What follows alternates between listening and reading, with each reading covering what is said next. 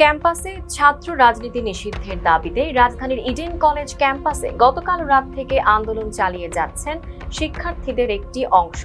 আন্দোলন ঘিরে দেশের ক্যাম্পাস রাজনীতি নিয়ে নিজের অবস্থান তুলে ধরে সামাজিক যোগাযোগ মাধ্যম ফেসবুকে একটি পোস্ট দিয়েছেন কেন্দ্রীয় ছাত্র দলের সভাপতি মোহাম্মদ রাকিবুল ইসলাম রাকিব। পোস্টে তিনি অভিযোগ করেন, দেশের বিভিন্ন শিক্ষা প্রতিষ্ঠানে গুপ্ত রাজনীতি চালু রেখে নির্দিষ্ট একটি ছাত্র সংগঠন ছাড়া অন্য সব ছাত্র সংগঠনের রাজনৈতিক অধিকার খর্ব করার চেষ্টা চলছে।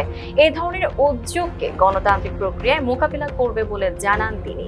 ছাত্রদল সভাপতির ভাষ্য অনুযায়ী গত ১.৫ বছরের বেশি সময় ধরে দেশের বিভিন্ন ক্যাম্পাসে সংঘটিত মব সংস্কৃতি ব্যর্থ হওয়ার পর এখন নতুন কৌশল হিসেবে ছাত্রী সংস্থাকে ব্যবহার করা হচ্ছে।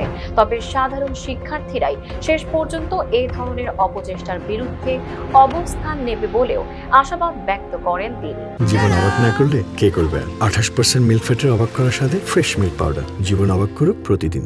নিজের পোস্টে তিনি আরো দাবি করেন, প্রকাশ্য ছাত্র রাজনীতিকে নেতিবাচকভাবে উপস্থাপন করে হেয় প্রতিপন্ন করার মাধ্যমে একটি গোপন রাজনৈতিক বলয় নিজেদের স্বার্থ হাসিলের চেষ্টা করছে।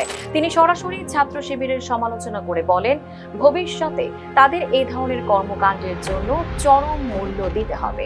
পোস্টের শেষে তিনি আল্লাহর নামে শপথ প্রসঙ্গ টেনে বলেন, একসময় এমন দিন আসবে যখন সংশ্লিষ্ট সংগঠন নিজেদের সম্পৃক্ততা অস্বীকার করে দাবি করবে তারা কখনোই গুপ্ত রাজনীতি কিংবা এই ধরনের মব কর্মকাণ্ডের সাথে জড়িত ছিল না। Tanjima Nowrin, face the people.